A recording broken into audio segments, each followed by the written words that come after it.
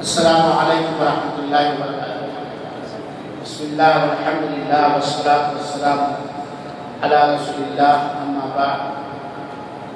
آج بتاریخ 26 شعبان سن 1437 ہجری مطابق 2 جون سن 2016 احسا اسلامک سینٹر وفود کے شعبہ اردو کی طرف سے موسیٰ جامع مسجد ثنائیہ کے اندر جو یہ عظیم الشان اجلاس عام کا انعقاد کیا گیا ہے، اس کا عنوان ہے رمضان کا مہینہ آیا۔ ریاض دین کے معصوم بچے سموم کفر سے مرجھا رہے ہیں، انہی کو تازگی دینے کی خاطر یہ وارد انبیاء پہ آ رہے ہیں۔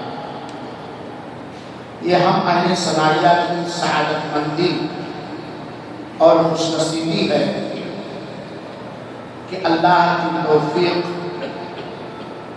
اور اس کی خصوصی تعاون سے مدد سے ہم ثنائیہ کی اس عظیم الشان اجلاس عام کی اسٹیج پر اپنے احسا اسلامک سینٹر اور خالدیہ اسلامک سینٹر اور مبرز اسلامک سینٹر کے معناز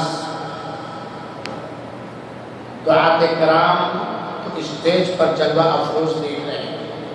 یہ بہت بڑی نیک بختی ہماری ہے اور یہ سعادت مندی ہے۔ میرے بھائیوں ساتھیوں، رمضان مبارک کا مہینہ آنے والا ہے۔ اس کے تعلق سے رمضان مبارک کے مسائل پر یہ طرح سے سیمینار کیا ہو رہا ہے تو انشاءاللہ العزیز سوال اور جواب کی شکل میں ہوگا، اور آخر میں 15 منٹ کے لیے وقت دیا جائے گا آپ لوگوں کو سوال کرنے کا۔ پروگرام انشاءاللہ العزیز لگ بھگ 2 گھنٹہ چلے گا۔ تھوڑا صبر سے کام لیں گے تو رمضان کا مہینہ پورے 30 دن کا ہے یا 29 دن کا ہے، تو 29 دن کی باتیں 2 گھنٹے میں بتا لے جائیں، یہ بڑی اللہ تعالیٰ کی مہربانی ہے۔ جم کے بیٹھیں گے، خاموشی سے بیٹھیں گے اور غور سے سنیں گے۔ میں بات کو لمبی نہ کرتے ہوئے سب سے پہلے تعارف کرا دینا مناسب سمجھتا ہوں۔ ویسے اکثر حضرات آپ میں سے ان لوگوں سے متعارف ہیں۔ اس پروگرام کی صدارت فرما رہے ہیں ہمارے مخلص دوست اور ساتھی اور محسن اور مربی فضیلۃ الشیخ حافظ شبیر احمد صاحب مدنی حفظہ اللہ، جو خالدیہ اسلامک سینٹر کے بحیثیت داعی خادم ہیں۔ ان کے داہنے جانب تشریف فرما ہے فضیلۃ الشیخ مخلص دوست شیخ نسیم احمد صاحب محمدی حفظہ اللہ، جو مبرز اسلامک سینٹر کے شعبہ اردو اور ہندی کے خادم اور داعی ہیں۔ صدر محترم کے بائیں جانب میں تشریف فرما آپ لوگ پہچانتے ہیں، بلبلِ نیپال کہہ دیا جائے کہ نیپال کا چمکتا اور دمکتا ستارہ اللہ باقی رکھے اور اس میں چمک اور دمک میں اضافہ فرمائے۔ ہمارے احسا اسلامک سینٹر حقوق کے شعبہ نیپالی کے معناز داعی فضیلۃ الشیخ افروز عالم صاحب مدنی حفظہ اللہ، جن کا خطاب کئی بار آپ حضرات سن چکے ہیں۔ یہ 3 علماء کرام آپ کی خدمت میں آج حاضر ہیں۔ یہ آپ لوگوں کی خوش نصیبی ہے، اور جہاں تک میرا وہم گمان ہے کہ بہت سارے لوگ پہلی بار اس طرح اسٹیج پر علماء کرام کے روشن چہرے اور ان کے نورانی بیانات دیکھ رہے ہوں گے یا سنیں گے انشاءاللہ۔ رمضان مبارک کے مسائل بہت زیادہ ہیں، لیکن آپ لوگوں کے وقت کے حساب سے اور ضرورت کے حساب سے سوالوں کو مرتب کیا گیا ہے۔ تو آئیے اب ذرا تھام کے بیٹھو، میری باری آئی۔ سب سے پہلے میں زحمت دوں گا اپنے صدر مجلس حفظہ اللہ کو، اور ہمارے بھائی جاننا چاہتے ہیں 5 سے 6 منٹ کے اندر کہ رمضان کی فضیلت کیا ہے، رمضان مبارک کی فضیلت آپ لوگ بغور سنیں۔ 5 منٹ کے اندر فضیلت الشیخ شبیر احمد صاحب مدنی حفظہ اللہ۔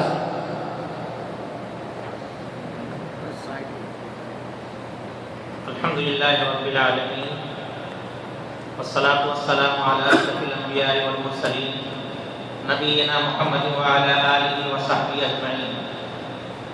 اعوذ باللہ من الشیطان الرجیم۔ شہر رمضان الذی انزل فیہ القرآن ھدی للناس وبینات من الہدی والفرقان۔ سب سے پہلے میں اللہ تبارک و تعالیٰ کا اور اس کے بعد اپنے مخلص دوست شیخ عطاء الرحمن سعیدی حفظہ اللہ کا شکر ادا کرنا مناسب سمجھتا ہوں، جن کی کوششوں سے ایک بار پھر آپ کے روبرو ہونے اور کچھ سننے اور سنانے کا موقع ملا ہے۔ ہمارے شیخ اللہ سے مبارکباد ہیں کہ انہوں نے اپنی جدت پسند طبیعت کے مطابق بالکل انوکھے انداز میں اور بہت مفید پروگرام کو ترتیب دیا ہے، اور بہت ہی اہم مسائل کا انہوں نے انتخاب کیا ہے۔ انشاءاللہ آپ مستفید ہوں گے۔ ہمیں چاہیے کہ ہم ان باتوں کو اپنے ذہن میں رکھیں، انشاءاللہ ہمیں بعد میں بھی فائدہ دیں گے۔ جس سوال کا جواب دینے کا مجھے حکم ملا ہے وہ یہ ہے کہ رمضان کی فضیلت کیا ہے۔ کتاب و سنت میں رمضان کی بڑی فضیلت بیان کی گئی ہے۔ اللہ تبارک و تعالیٰ نے اس مہینے کو بہت سے خصوصیات سے نواز کر دوسرے مہینوں سے اسے ممتاز قرار دیا ہے۔ اس مہینے کی سب سے بڑی فضیلت یہ ہے کہ اس مہینے کا روزہ رکھنا اسلام کا چوتھا بنیادی حکم ہے۔ اس مہینے کی دوسری فضیلت یہ ہے کہ یہ شہر القرآن ہے، یعنی اسی مہینے میں قرآن نازل ہوا۔ اللہ تعالیٰ فرماتا ہے شہر رمضان الذی انزل فیہ القرآن، کہ رمضان کا مہینہ وہ مہینہ ہے جس میں قرآن نازل ہوا، اور اس مہینے میں حضرت جبریل علیہ السلام اللہ کے رسول صلی اللہ علیہ وسلم کے پاس آ کر کے اور قرآن کا دور کیا کرتے تھے۔ اس مہینے کی تیسری فضیلت یہ ہے کہ اس مہینے میں وہ بابرکت رات ہے جس کے بارے میں سورہ قدر میں بیان کیا گیا ہے کہ 1000 مہینے سے بہتر ہے۔ آپ 1000 مہینے کا اندازہ لگائیں، حساب لگائیں گے 83 سال 4 ماہ کرتے ہیں۔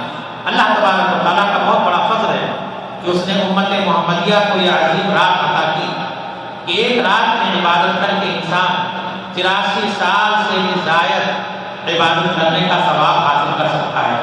یہ ہماری امت کی بدنصیبی ہے کہ اس عظیم رات کے مقابلے میں لوگ دوسری راتوں کو من گھڑت خود ساختہ راتوں کو ایجاد کر کے اور اس کا زیادہ اہتمام کرتے ہیں۔ اس مہینے کی چوتھی فضیلت یہ ہے کہ اس مہینے کے آتے ہی جنت کے دروازے کھول دیے جاتے ہیں، جہنم کے دروازے بند کر دیے جاتے ہیں اور شیاطین جکڑ دیے جاتے ہیں۔ اس مہینے کی پانچویں فضیلت یہ ہے کہ اس مہینے میں عمرہ کرنے سے حج کے بعد اور بعض روایت کے مطابق اللہ کے رسول صلی اللہ علیہ وسلم کے ساتھ حج کے برابر ثواب ملتا ہے۔ اس مہینے کی چھٹی فضیلت یہ ہے کہ اللہ تبارک و تعالیٰ اس مہینے کے آخری شب میں روزے داروں کی مغفرت کر دیتا ہے اگر انہوں نے روزہ رکھ کر اور اس کے تقاضوں کو پورا کیا ہوگا۔ اس مہینے کی ساتویں فضیلت یہ ہے کہ جو شخص ایمان کے ساتھ اور ثواب کی نیت سے اس مہینے کا روزہ رکھتا ہے، قیام کرتا ہے، اللہ تبارک و تعالیٰ اس کے گناہ معاف کر دیتے ہیں۔ اس مہینے کی فضیلت یہ بھی ہے کہ اس مہینے کا روزہ رکھنا 10 مہینے کے روزے رکھنے کے برابر ہے۔ اس مہینے کی فضیلت یہ بھی ہے کہ جو شخص گناہ کبیرہ کا ارتکاب کرنے کے ساتھ ساتھ اس مہینے کا روزہ رکھتا ہے اس کے لیے سال بھر کے روزے साल भर के गुनाह माफ कर दिए जाते हैं। इस महीने की फजीलत ये भी है कि इस महीने के हर रात में अल्लाह तबारक व तआला की तरफ से ऐलान करने वाला ऐलान करता है कि ऐ नेकियों के तरफदार आगे बढ़ो, ऐ बुराइयों के तरफदार पीछे हटो। अल्लाह तबारक व तआला हर रोज जन्नत को सजाता है, संवारता है और फिर उसको मुखातब करते हुए कहता है कि मेरे बंदे इस महीने में मेरी इबादत करके तुम्हारे पास आने वाले हैं। ये इस महीने की चंद फजीलतें थी जो मैंने आपके सामने बयान किया। अल्लाह तबारक व तआला हमें इन फजीलतों को हासिल करने की तौफीक अता फरमाए। जज़ाकल्लाहु खैर। आपको एहतराम के साथ फरमाए राम से गुजारिश करूँगा कि अगर मैं पार्टनर ऐसा उठा तो उस मुजाहिद ने खलास हो जाए।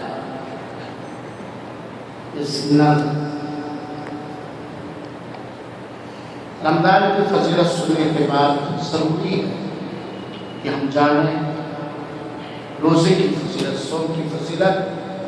इसके बतलाने के लिए मैं गुजारिश करूँगा फज़ीलतुल शेख अफरोज़ आलम मदनी हफ़िज़ुल्लाह से कि वो हमें रोज़ों की फजीलत सिखाएँ और बतलाएँ।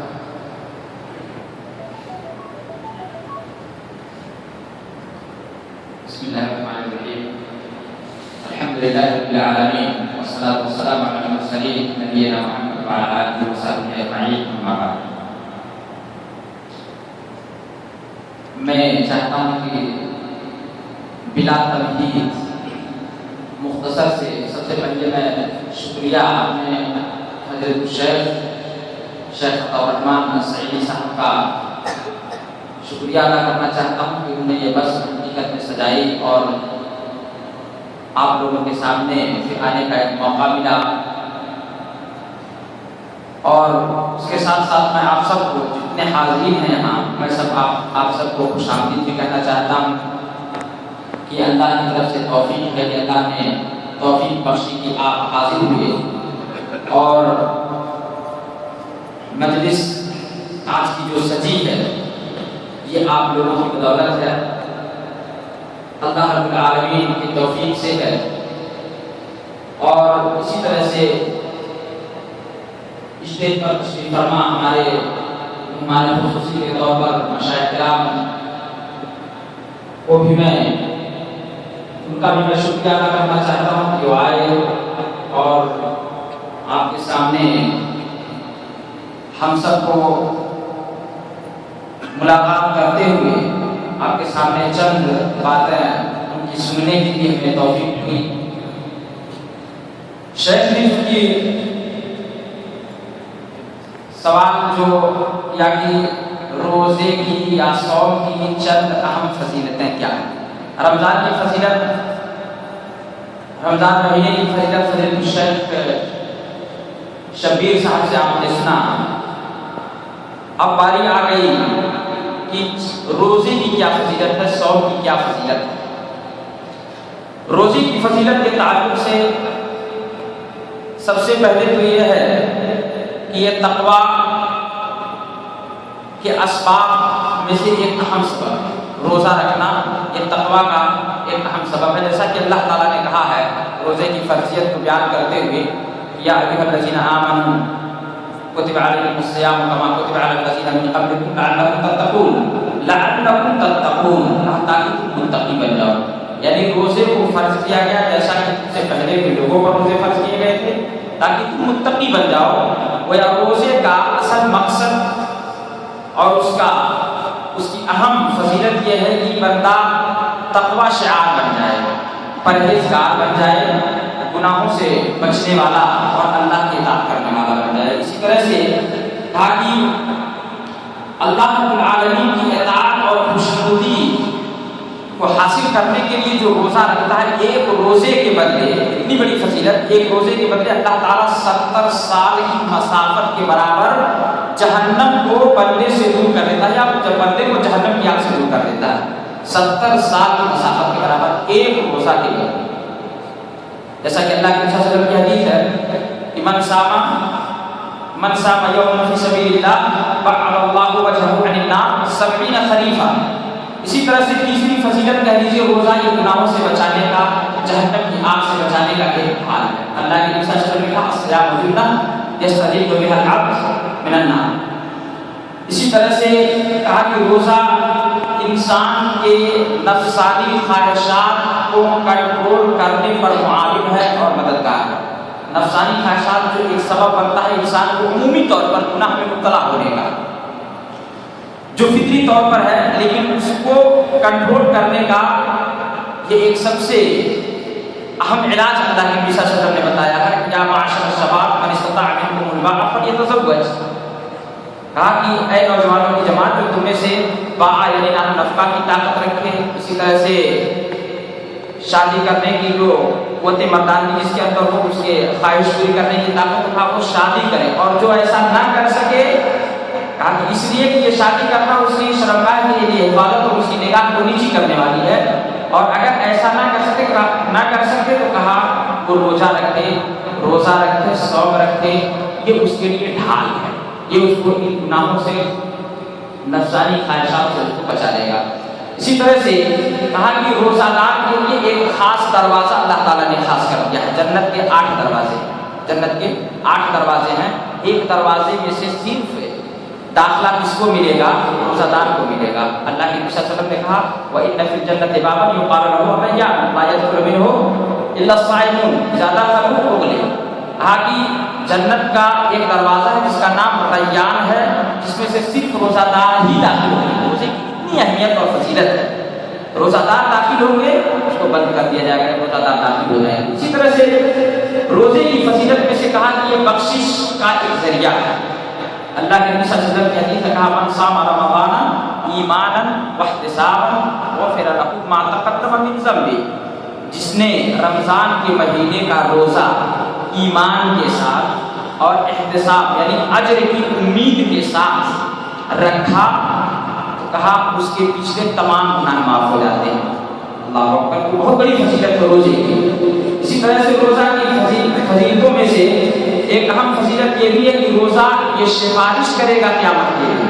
اللہ کے نبی صلی اللہ علیہ وسلم نے کہا کہ الصیام والقرآن یشفعان للعبد یوم القیامہ، کہ روزہ اور قرآن یہ دونوں بندے کے لیے قیامت کے دن سفارش کریں گے۔ روزہ کہے گا کہ اللہ میں نے اس کو دن میں کھانے سے، پینے سے اور نفسانی تمام خواہشات سے میں نے اس کو روک دیا تھا، لہٰذا اے اللہ آج میری سفارش اس بندے کے حق میں قبول فرما۔ نبی صلی اللہ علیہ وسلم نے کہا کہ سفارش قبول ہوگی، اللہ تعالیٰ سفارش ہوتے ہی قبول کرے گا۔ اسی طرح قرآن بھی سفارش کرے گا کہ اللہ میں نے اس کو رات میں سونے سے روک دیا تھا، یہ میری تلاوت کیا کرتا تھا، لہذا اے اللہ آج اس بندے کے حق میں میری سفارش قبول فرما۔ اللہ سفارش قبول فرمائے گا۔ اسی طرح سے روزہ کی فضیلتوں میں سے روزہ یہ ایسی عبادت ہے کہ جو جس کا ثواب اللہ نے متعین نہیں کیا، متعین نہیں ہے کہ اتنا ہی ملے گا، اس کی کوئی مقدار، کوئی تحدید نہیں کی اللہ نے۔ اللہ کے نبی صلی اللہ علیہ وسلم نے کہا کہ حدیث قدسی کہ اللہ تعالیٰ کہتا ہے کل عمل من آدم لہ الا الصیام فإنہ لی وأنا أجزی بہ۔ کہا کہ اللہ تعالیٰ نے کہا کہ بنی آدم انسان جو بھی نیکی کا کام کرتا ہے اس کے لیے نیکیاں محدد ہے، اس کے اخلاص کی بنیاد پر 10 سے لے کر کے 700 گنا اس سے زیادہ، لیکن محدد ہے کہ اس سے زیادہ بس۔ لیکن روزہ یہ ایسی عبادت ہے جس کا ثواب اللہ نے محدد نہیں کیا، محدود نہیں کیا، بلکہ کہا کہ روزہ یہ میرے لیے ہے۔ بندے نے روزہ اللہ کے لیے رکھا اور اللہ کہتا ہے کہ میں اس کا بدلہ خود دوں گا جتنا چاہے اللہ سے۔ روزے کا ثواب بغیر محدد، یہ بہت بڑی عبادت ہے، یہ ایسی عبادت ہے میرے بھائیوں جس میں ریا کا شائبہ بہت کم ہے، اس لیے کہ یا تو بندہ جانتا ہے کہ میں روزے سے ہوں یا تو اللہ جانتا ہے کہ بندہ، یعنی یہ بندے کے اور رب کے مابین کا معاملہ ہے۔ اس میں بھی بندہ روزہ ہے، اگر روزہ ہے تو جب تک میں روزہ ہوں اور اللہ جانتا ہے۔ انہیں چند روزے کی فضیلتوں پر میں اپنی بات، اس لیے وقت ختم ہو گیا، اشارہ نہیں کیا ہے، میں ختم کرنا چاہتا ہوں۔ اللہ تعالیٰ ہم سب کو روزہ رکھنے کی اس کی فضیلتوں کو سمجھ کر ہمیں اس فضیلت کو حاصل کرنے کی توفیق عطا فرمائے۔ آمین۔ السلام علیکم۔ الحمدللہ، رمضان کی فضیلت ہم نے سنا، روزے کی فضیلت ہم نے سنا، इन फजीलतों को सुनने के बाद हर मोमिन इंसान इन फजीलतों को हासिल करना चाहता है। ये भी जानना ज़रूरी है कि अल्लाह ताला ने मोमिनों के ऊपर पूरे एक महीने का रोज़ा किस मकसद के लिए फ़र्ज़ किया है। इसके पर रोशनी डालेंगे हमारे फजीलत शेख हाफ़िज़ नसीम अहमद साहब मोहम्मदी हफ़िज़हुल्लाह। अस्सलामु अलैकुम वरहमतुल्लाहि वबरकातुहू। अल्हम्दुलिल्लाह वस्सलातु वस्सलामु अला रसूलिल्लाह व अला आलिहि व सहबिहि व मन इत्तबा बिहुदाह अम्मा बाद। अल्लाह ताला की तारीफ और नबी सल्लल्लाहु अलैहि वसल्लम पर दरूद और सलाम के बाद मैं शेख मोहतरम का शुक्रगुजार हूँ कि उन्होंने हमें ये मौका फराहम किया और उसके साथ साथ आप तमाम हाज़रीन का भी शुक्रिया अदा करता हूँ कि आप हज़रात यहाँ पे तशरीफ़ लाए। मेरे भाइयों, मुझे जिस सवाल का जवाब देने का हुक्म दिया गया है वो है रोज़े की फ़र्ज़ियत का मकसद क्या है। इसका जवाब अल्लाह रब्बुल आलमीन ने खुद कुरान पाक में दिया है। सूरह बक़रा में है, या अय्युहल्लज़ीना आमनू कुतिबा अलैकुमुस्सियामु कमा कुतिबा अलल लज़ीना मिन क़ब्लिकुम लअल्लकुम तत्तक़ून। यहाँ अल्लाह ताला मोमिनों को खिताब कर रहा है। मेरे भाइयों, कब्ल इसके भी मैं इसका तर्जुमा बताऊँ। मैं ये नाज़िल समझता हूँ कि अल्लाह ताला की रहमत हमारे ऊपर इतना ज़्यादा है कि अहले ईमान को खिताब कर रहा है। और क्यों? इसलिए कि अल्लाह ताला ने अहले ईमान के लिए बहुत से अच्छे दिन बनाए हैं और लोगों के लिए अच्छे दिन ना हो, लेकिन हमारे लिए अच्छी जगह है, अच्छे औकात हैं, अच्छे दिन हैं, तो हम अच्छे जगह में बैठे हुए हैं। अच्छा औकात और अच्छे दिन भी आने वाले हैं हमारे करीब। तो अल्लाह ताला मोमिनों को खिताब करके फरमाता है कि ऐ मोमिनों के ऊपर रोज़ा फ़र्ज़ किया गया है जिस तरह से तुमसे पहले लोगों पर फ़र्ज़ किया गया।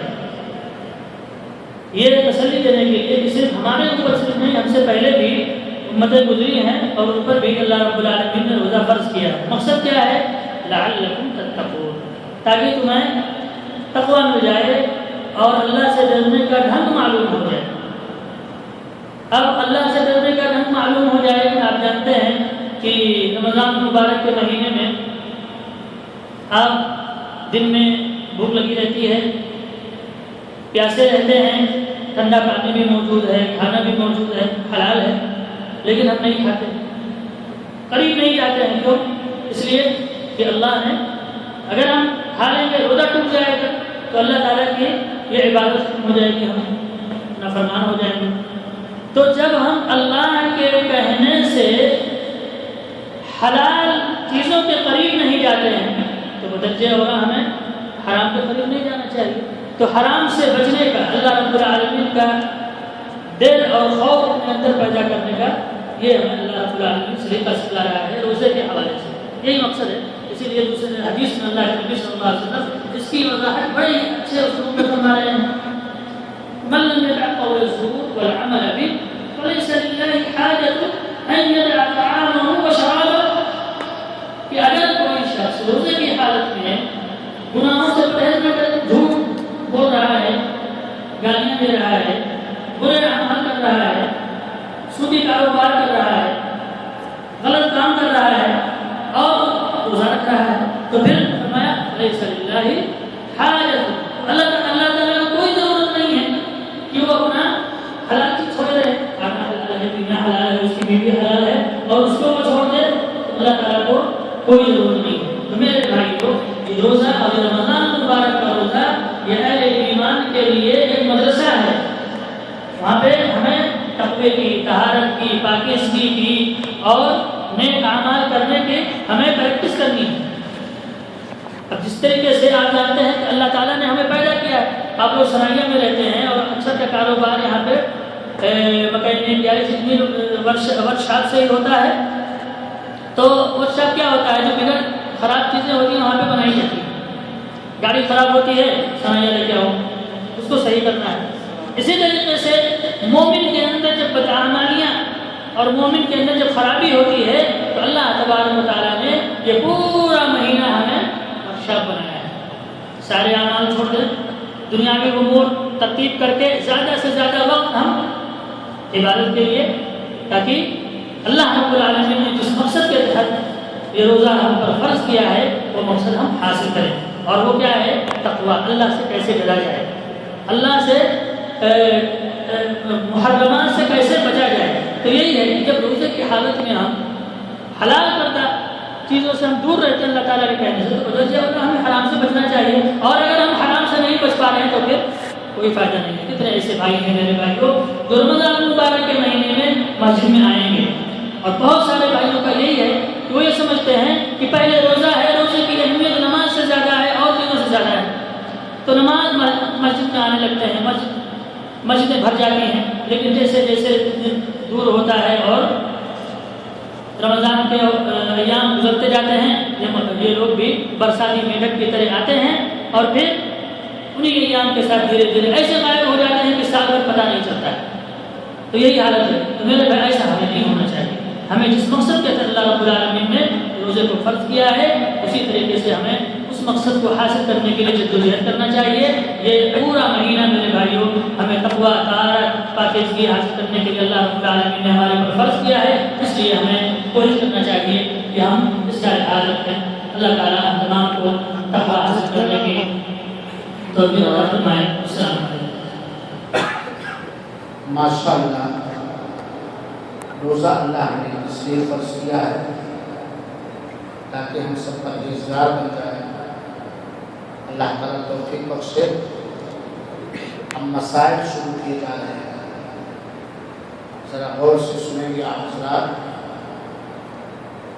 بہت سارے بھائی پوچھتے ہیں کہ روزہ کس پر واجب ہے, روزہ واجب ہونے کی, فرض ہونے کی شرطیں کیا کیا ہیں.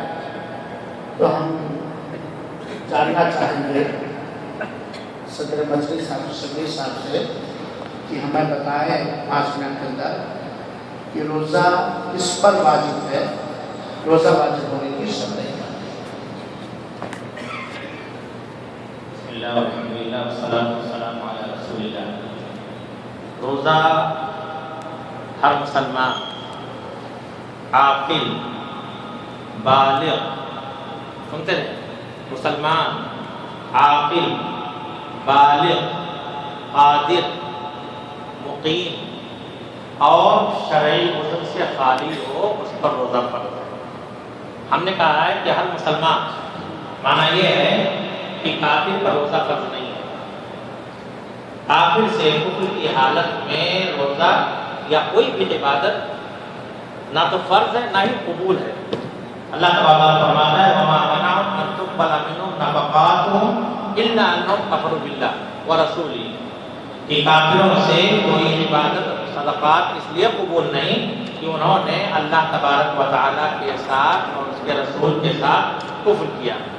تو پہلی شرط یہ ہے کہ آدمی مسلمان ہو. دوسری شرط یہ ہے کہ عاقل ہو, اس کو تمیز ہو.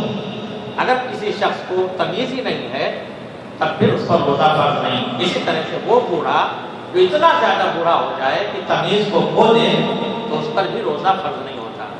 تیسری چیز یہ کہ بالغ ہو, نابالغ پر روزہ فرض نہیں. اب کیسے معلوم ہوگا کہ آدمی بالغ ہو گیا؟ علماء کرام نے اس کی 3 شرطیں بتائی. پہلا یہ کہ اگر بچہ 15 سال کا ہو گیا تو بالغ ہو گیا, یا ایسے ہی دوسری شرط یہ بتائی گئی ہے کہ اس کے شرمگاہ پر بال آ جائے تو بالغ ہو گیا.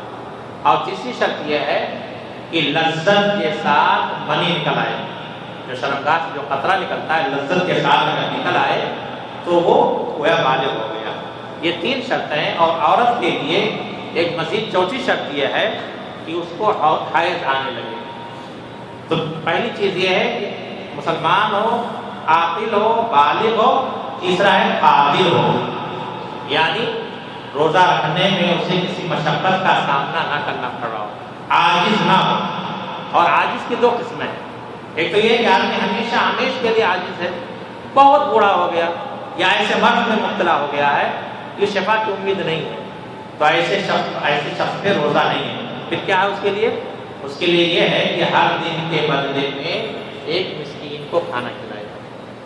دوسری صورت یہ ہے، دوسری قسم یہ ہے کہ آدمی وقتی طور پر بیمار ہو جائے اور اس بیماری کی وجہ سے روزہ رکھنا اس کے لیے باعث مشقت ہو. اگر ہلکی پھلکی بیماری ہے، سر درد کر رہا ہے یا معمولی زکام ہو گیا تو اس پر روزہ رکھنا واجب ہے. یعنی ایسا بیمار ہو جائے کہ روزہ رکھنا اس کے لیے مشقت کا باعث ہو تو اس پر روزہ واجب نہیں. ایسے شخص کو کیا کرنا ہوگا؟ اس کو جتنے روزے اس کے چھوٹے ہیں بعد میں اس کو پورا کرے گا. ایسے ہی وہ عورت جو حاملہ ہو یا دودھ پلانے والی ہے، اس کو اگر اپنے نفس پر یا اپنے بچے کے نفس پر اگر روزہ رکھنے سے ضرر کا اندیشہ ہو، نقصان کا اندیشہ ہو، تو وہ عورت بھی روزہ نہیں رکھے گی بلکہ روزہ چھوڑ دے گی، بعد میں پورا کرے گی. اگر کوئی عورت ایسی تندرست ہے، کوئی اثر نہیں پڑے گا اس کے جسم پہ یا اس کے بچے پر، تو اس پر روزہ رکھنا واجب ہے. تو یہ ہوا قادر.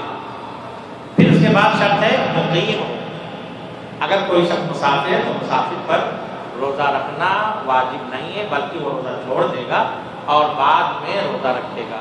مسافر کی بھی کئی قسمیں ہیں. پہلی صورت یہ ہے کہ سفر جو ہے، سفر میں روزہ رکھنا اس کے لیے بہت زیادہ مشقت کا اور تکلیف کا باعث ہو، تو ایسے شخص کے لیے علماء کرام نے کہا کہ روزہ رکھنا حرام ہے. دوسری صورت یہ ہے کہ روزہ رکھنا مشقت کا باعث ہے لیکن بہت زیادہ مشقت نہیں، تو ایسے شخص کے لیے روزہ رکھنا مکروہ کہا گیا ہے. ایسا کوئی شخص ہے کہ روزہ رکھنے میں کوئی مشقت نہیں، تو اس کے لیے بھی علماء کرام نے کہا ہے کہ اس کے لیے جو آسانی اس کو سمجھ میں آئے، جس میں اس کے لیے آسانی ہو اس کو وہ اختیار کرے. اور آخری شرط جو ہے وہ یہ کہ موانع سے خالی ہو. موانع سے خالی مطلب یہ شرط صرف عورتوں کے لیے خاص ہے. یعنی اگر کسی عورت کو حیض یا نفاس آ رہا ہو تو حیض اور نفاس کی موجودگی میں روزہ رکھنا درست نہ تو واجب اور نہ ہی درست ہے.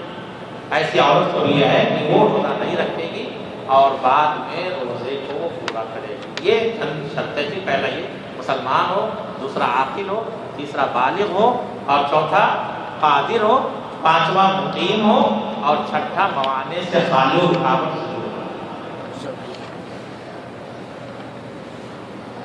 آپ نے سنا روزہ فرض اور واجب ہونے کی شرطیں کیا کیا ہیں، اور اگلے سوال کا کچھ جواب بھی آ گیا ہے.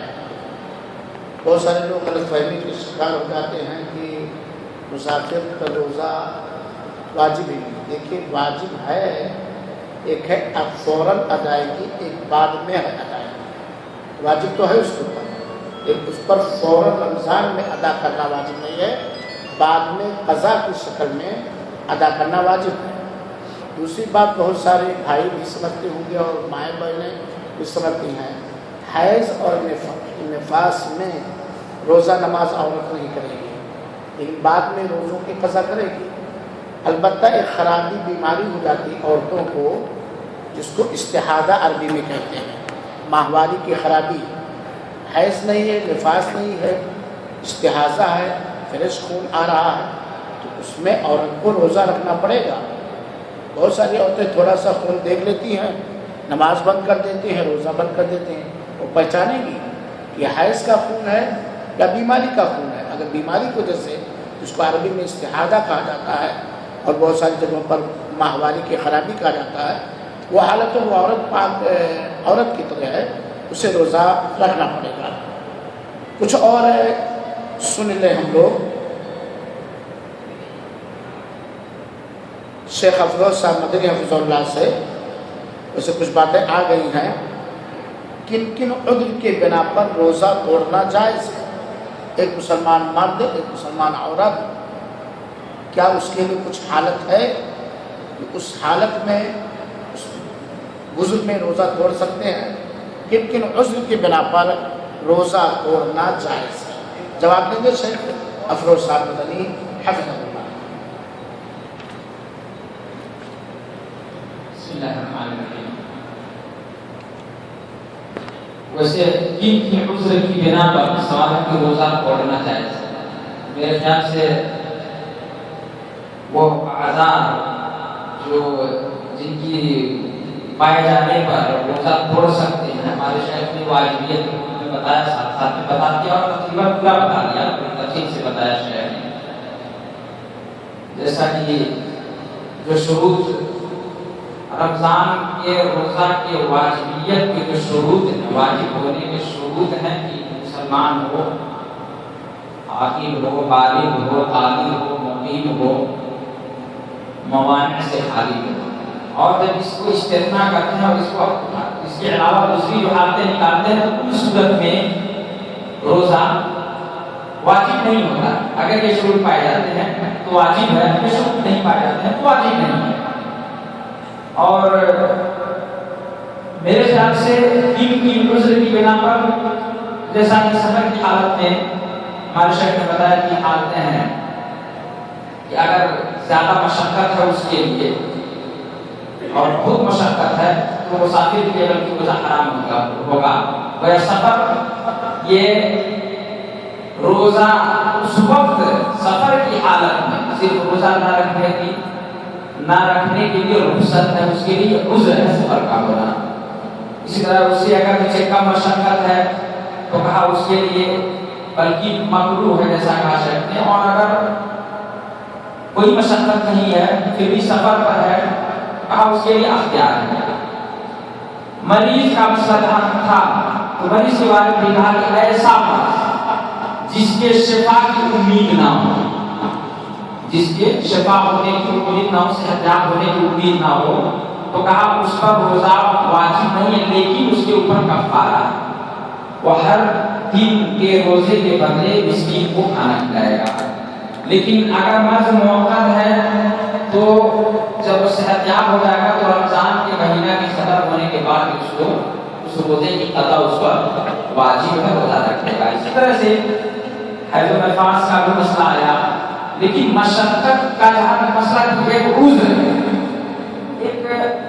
ایک نقطہ میں وسیع بتانا چاہتا ہوں، بہت سارے لوگ کام کرتے ہیں اور ان اعذار یعنی یہ جو عذر بتائے گا ان عذروں میں سے شاید وہ شامل نہیں ہوتا، لیکن اس عذر کے اندر وہ شامل ہوتا ہے ایسی صورت میں جب اس کے اوپر اتنی مشقت ہو، کام کرنے کے لیے جا رہا ہے اور برداشت سے باہر ہے۔ اب اگر وہ پانی نہیں پیے گا یا روزہ نہیں توڑے گا تو اس کی جان کو بھی خطرہ ہے، کسی عضو کے ہلاک ہونے کا بھی خطرہ ہے۔ ایسی صورت اگر پیش آتی ہے تو علماء نے کہا کہ وہ روزہ توڑے گا لیکن اسی کے مقدار جتنے سے اس کی جان بچ جائے روزہ توڑ دے گا، لیکن یہ نہیں بھر پیٹ کھائے اور پورا پھول کھائے۔ علماء نے کہا کہ بس اتنے ہی توڑے، اتنا ہی کھائے، اتنا ہی پیے جس سے اب وہ آسودہ ہو گیا اور اس کی جان خطرے سے یعنی خطرے سے وہ باہر ہو گیا، پھر اس کے بعد باقی اس کو یعنی ہمیشہ کھائے۔ یہ ایک صورت ہے۔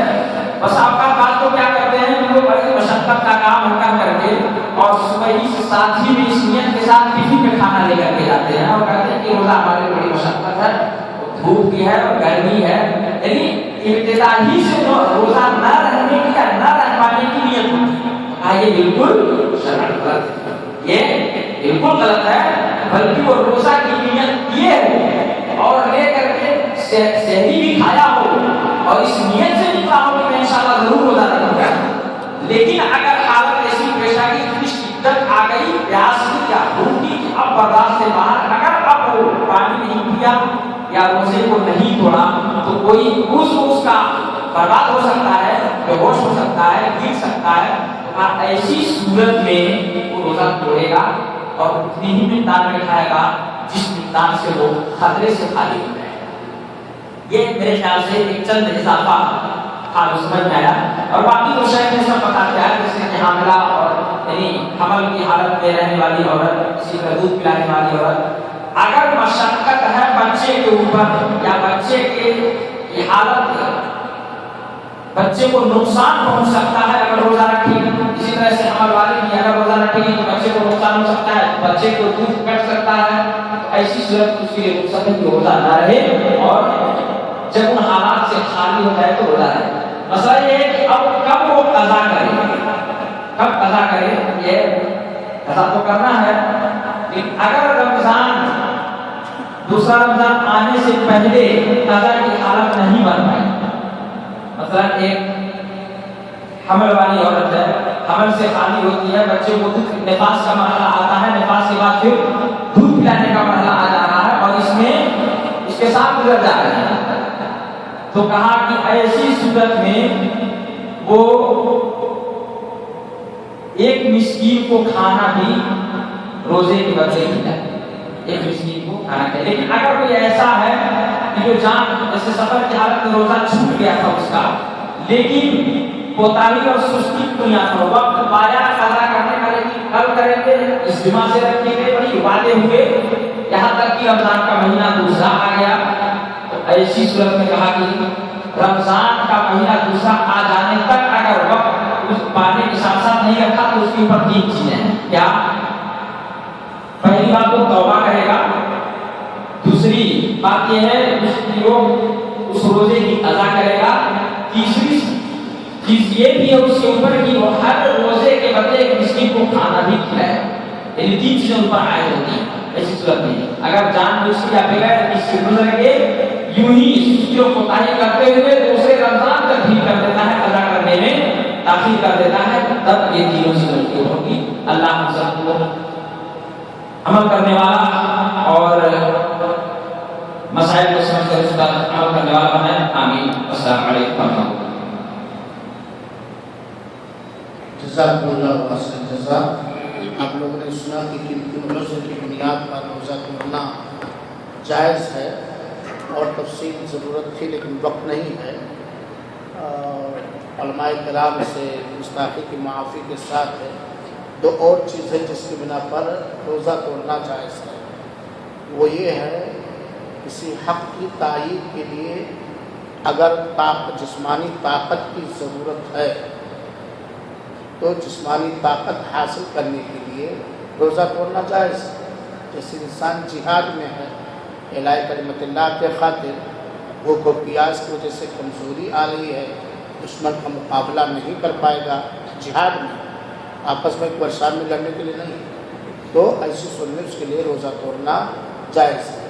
اسی طریقے سے ایک اور چیز ہے جس کی وجہ سے روزہ توڑنا جائز ہے، کسی کو ہلاکت سے بچانے کے لیے۔ ایک آدمی ڈوب رہا ہے، آپ روزے سے ہیں، آپ کے علاوہ کوئی اس ڈوبنے والے کو نکالنے کی طاقت نہیں رکھتا ہے، اب ڈوبنے والے کو نکالنے کے لیے روزہ توڑنا پڑے گا، پانی پینا پڑے گا، ایسی کوئی بات آ گئی، آگ میں جلنے والے کو نکالنے کے لیے پیاس لگ رہی آگ میں، روزہ توڑنا پڑے گا، اب ایسی صورت میں بندہ روزہ توڑ دے گا اور کسی کو جو ہلاک ہو رہا ہے اسے ہلاکت سے بچائے گا۔ اسی طریقے سے ایک بات اور جان لیجیے جو اکثر لوگ، جیسے شیخ افروز نے اشارہ بھی کیا ماشاءاللہ، شروع ہی سے نہیں، جیسے مشقت آنے کے بعد روزہ توڑیں گے۔ سفر میں آدمی اگر کل سفر میں نکلنا ہے تو آج فجر سے پہلے روزے کی نیت کرے گا، سفر میں نکلے گا، اور سفر کہاں سے؟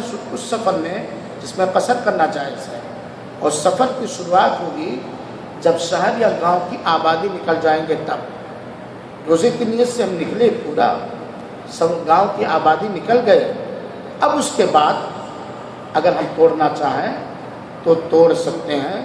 اور یہ بات واضح رہے کہ سفر میں روزہ نہ رکھنا افضل ہے، الا یہ کہ بعد میں آدمی کے لیے قضا کرنا مشکل ترین ہو۔ تو یہ چند اضافات تھے جو کرنا میں نے مناسب سمجھا۔ اگلا سوال لوگ اکثر کرتے رہتے ہیں اور وہ جاننا بھی ضروری ہے، بہت ضروری ہے، کیونکہ اس کے بغیر روزہ ہی نہیں ہوگا۔ کیا ہے روزے کی بنیاد؟ کیا کیا ہے؟ کیا سوال ہے؟ روزے کے ارکان کیا کیا ہے؟ اور ٹیلی فون کی گھنٹی بجنے لگی، مولانا روزے کی نیت کیسے کی جائے؟ تو روزے کے ارکان کیا کیا ہیں اور روزے کی نیت کیسے کی جائے، اس کی وضاحت کرنے کے لیے میں زحمت دوں گا اپنے پڑوسی دوست شیخ حافظ نسیم صاحب محمد حفظ اللہ۔ الحمدللہ والصلاۃ والسلام علی رسول اللہ۔ روزے کے ارکان کے مطابق علماء کے 2 جماعتیں ہیں، کچھ لوگ 3 کہتے ہیں، کچھ لوگ 2 کہتے ہیں۔ اچھا، اسی دوسرے کو 3 بنا دیا ہے لوگوں نے، میں بتاتا ہوں اس کی تشریح کرو گے انشاءاللہ۔ تو پہلا لوگ یہ ہے نیت، اور آپ سب جانتے ہیں کہ یہ صرف روزے ہی کے لیے نہیں، سارے اعمال کے لیے۔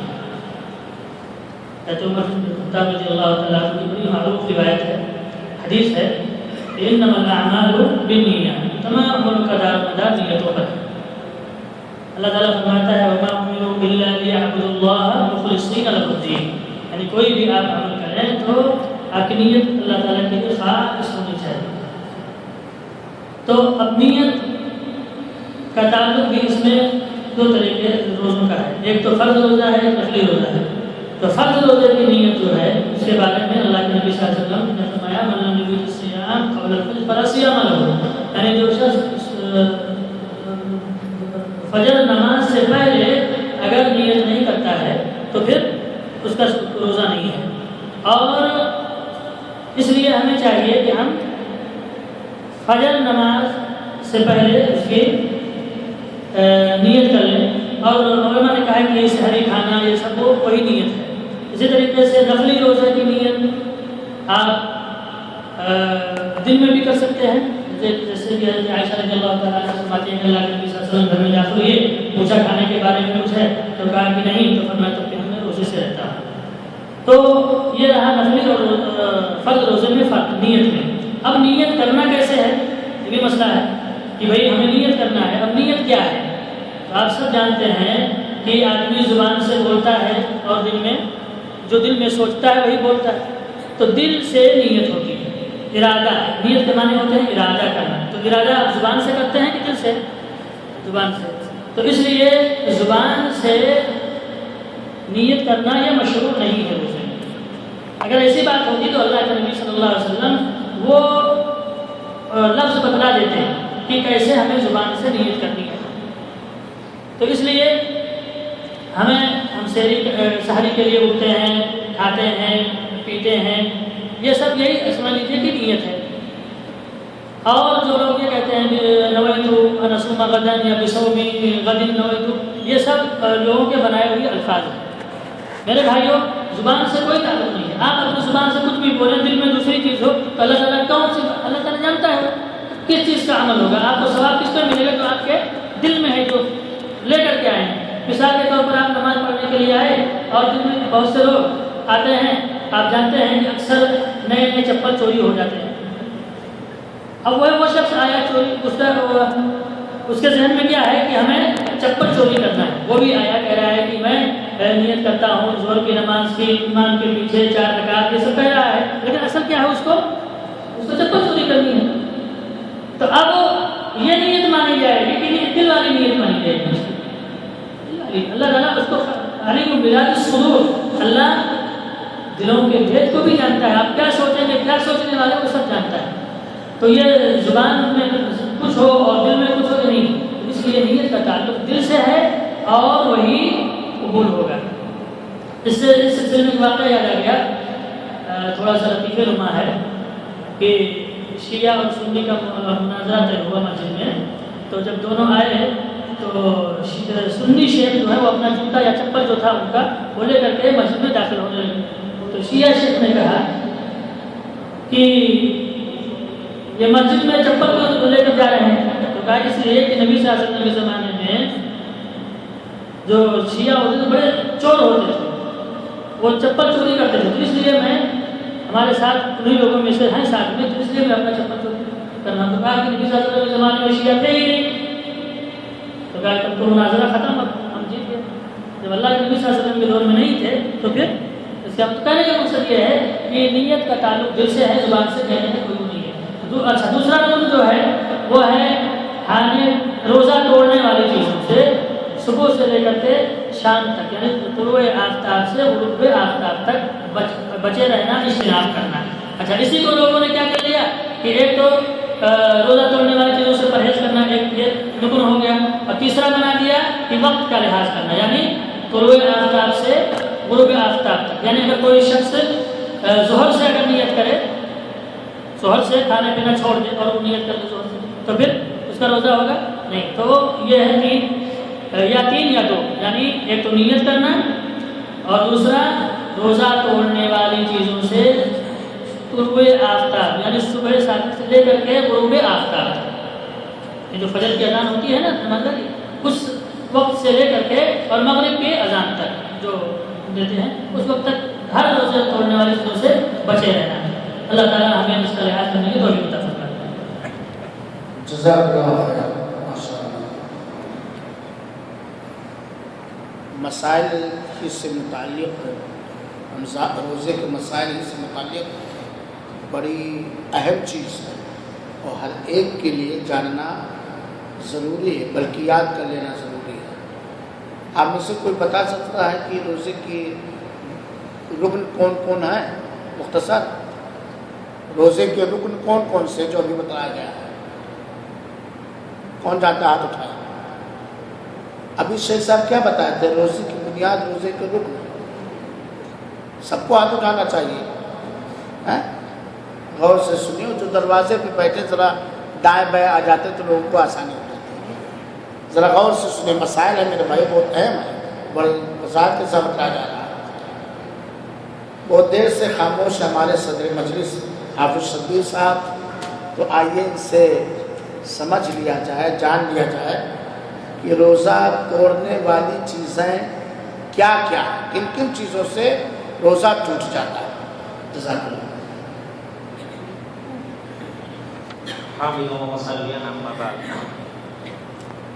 پہلی چیز جس سے روزہ ٹوٹتا ہے وہ دن میں بیوی سے صحبت کرنا۔ اگر کوئی شخص دن میں اپنی بیوی سے صحبت کرتا ہے تو اس کا روزہ ٹوٹ جاتا ہے۔ اور ایسے شخص پر پہلی چیز تو یہ کہ کفارہ مغلظہ ہے، ایک غلام آزاد کرے۔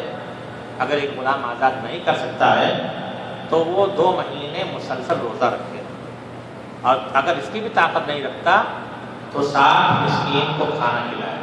تو پہلی چیز تو یہ کہ وہ کفارہ ادا کرے گا۔ دوسری چیز یہ کہ وہ توبہ استغفار کرے گا، اس نے اللہ تبارک و تعالیٰ کی نافرمانی کی، اس لیے وہ توبہ استغفار کرے گا۔ تیسری چیز یہ کہ وہ کھانے پینے والی چیزوں سے رکا رہے گا، یہ نہیں کہ اب اس کا روزہ ختم ہو گیا تو اب آزاد ہو گیا، نہیں۔ اور چوتھی چیز یہ کہ وہ اس کا قضا کرے گا۔ تو پہلی چیز ہے کہ اپنے بیوی سے ہم بستری کرنا، جمع کرنا۔ دوسری چیز یہ ہے کہ منی کا نکالنا، کوئی ایسے حرکت کر کے اپنی بیوی سے پوس و کنار ہو کر کے، اپنی بیوی سے چھیڑ چھاڑ کر کے، یا اور کوئی چیز، کوئی اور حرکت کر کے اگر کوئی شخص اپنے شرمگاہ سے منی کو خارج کرتا ہے تو اس کا روزہ بھی ٹوٹ جائے گا۔ تو پہلی چیز ہے بیوی سے صحبت کرنا۔ دوسری چیز ہے کوئی حرکت کر کے شرمگاہ سے منی کو نکالنا۔ تیسری چیز یہ ہے کہ کھانا پینا، یعنی کوئی چیز آدمی اپنے پیٹ میں داخل کرے، پہنچائے، منہ کے ذریعے سے ہو یا ناک کے ذریعے سے ہو، کوئی بھی چیز غذائیت یا پینے والی چیز ہو تو اس کا بھی روزہ ٹوٹ جاتا ہے۔ بلکہ علماء کرام نے یہاں تک کہا ہے کہ اگر ناک میں کوئی دوا ڈالتا ہے تو اس کا بھی روزہ ٹوٹ جاتا ہے۔ ایسے ہی اگر کوئی شخص جو سلگاتے ہیں، دھواں جس کا ہوتا ہے خوشبودار دھواں، اس کو بھی سونگنے سے روزہ ٹوٹ جاتا ہے، اس سے بھی آدمی کو بچنا چاہیے۔ تو تیسری چیز ہے کھانا پینا۔ چوتھی چیز ہے جو چیز کھانے پینے کے حکم میں ہو، کھانے پینے کا کام کرتا ہو، کھانے پینے کی ضرورت نہ رہ جائے۔ مثال کے طور پر طاقت کا انجیکشن لگوانا، خون چڑھوانا، یا اس طرح کی اور کوئی چیز اگر ہے تو اس سے بھی روزہ ٹوٹ جاتا ہے۔ پانچویں چیز ہے جان بوجھ کر طے کرنا۔ اگر کسی کو ویسے ہی طے آ گئی تو اس کا روزہ نہیں ٹوٹے گا، لیکن کوئی شخص جان بوجھ کے طے کر رہا ہے، پیٹ دبا کے طے کر رہا ہے، منہ میں انگلی ڈال کر کے طے کر رہا ہے، یا اور کوئی ناپسندیدہ چیز سونگ کر کے طے کر رہا ہے، یا یہ کہ اور کوئی چیز دیکھ کر کے، جس کو دیکھ کر کے اس کو طے ہو جاتی ہے، اگر دیکھ رہا ہے اس کے ذریعے سے طے کر رہا ہے تو اس کا روزہ بھی ٹوٹ جائے گا۔ ایک اور چیز ہے سینگی، فصل یا سینگی لگوانا۔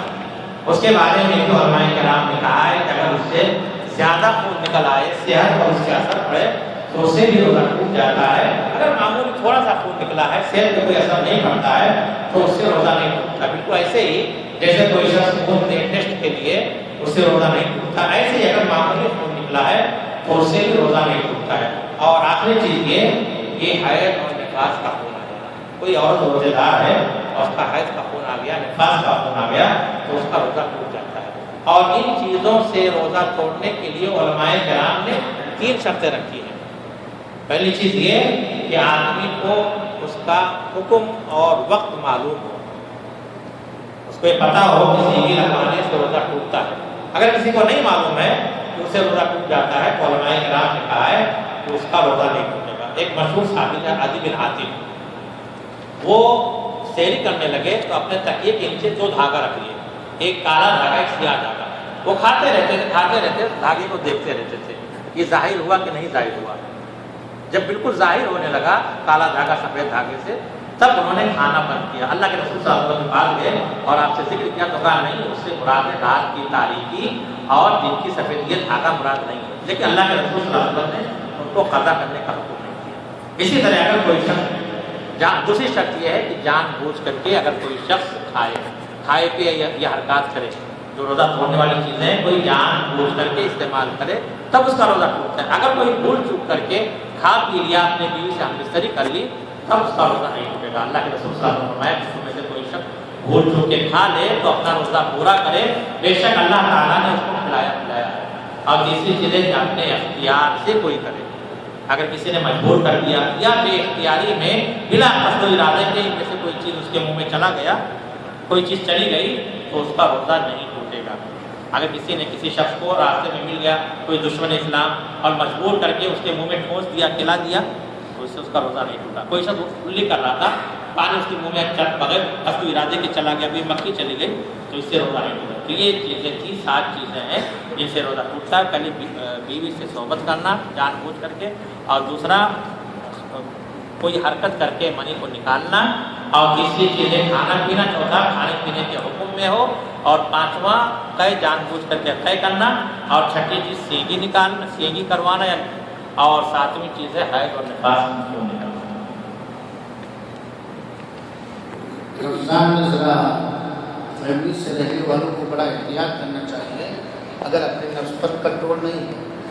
آپ جی بہت سارے لوگ گناہوں کا محتاج ہیں، کیا بھول کے بھی بیوی سے ہمبستری ہو سکتی ہے؟ تو اس سلسلے میں بھول کے کوئی بیوی سے ہمبستری کر لے، جو بیڈ میں سویا ہے اسے چلا لے، اس سلسلے میں کچھ شبہات ہیں؟ ہاں بھائی، کوئی شخص سو رہا ہے اور آج روزگی میں ہے، اس کو نہیں پتا کہ آج روزہ تھا، اور اسی صورت میں حرکت کرنے لگا، تو یہی مراد ہے۔ علماء کرام نے ذکر کیا، جہاں پہ مسائل ذکر کیا وہاں تو انہوں نے کہا ہے کہ کوئی شخص بھول چوک کے کھا پی لے یا اپنی بیوی سے ہمبستری کر لے تو اس کا روزہ نہیں ٹوٹے گا۔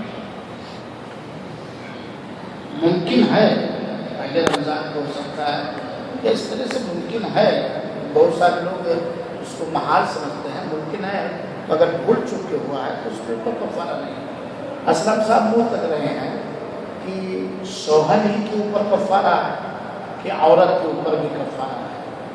اگر عورت کی چال ہے یا عورت راضی ہے تو عورت کے اوپر بھی کفارہ ہوتا ہے، لیکن عورت پر زبردستی ہاتھ پر باندھ کے کسی نے کیا تو اس کا روزہ باقی بھی رہے گا اور اسے کفارہ بھی نہیں دینا پڑے گا، اس کا ذرہ برابر بھی سارا رضامندی ہے تو اسے بھی کفارہ دینا پڑے گا، جو ہم مستری کا کفارہ ہے۔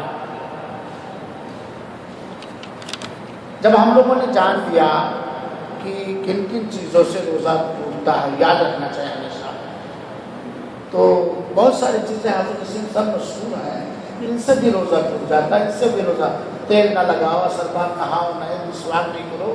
تو ہم 5 منٹ کے اندر حافظ نسیم صاحب سے ہم جاننا چاہیں گے کہ کن کن چیزوں سے روزہ نہیں ٹوٹتا ہے، اور جو اکثر سماج میں مشہور ہے حالانکہ ان سے روزہ نہیں ٹوٹتا، تو آپ کو بہت سے سنیں گے۔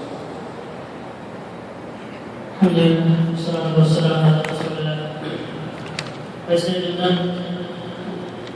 شیخ کے بیان سے روزہ ٹوٹ جاتا ہے، بہت سی چیزیں آ گئی ہیں کہ جن سے روزہ نہیں ٹوٹتا ہے، تو مختصر مسلسل سے بتاتے چلے کہ جیسے خون نکل جائے بغیر اس کے، تو خون نکلنے سے بھی روزہ نہیں ٹوٹتا ہے، سوائے حیض یا استحاضہ کی، حیض یا نفاس، حیض یا نفاس، اس کے علاوہ خون نکل جا رہا ہے، جان سے نکل جا رہا ہے، تو اس سے روزہ نہیں ٹوٹتا ہے۔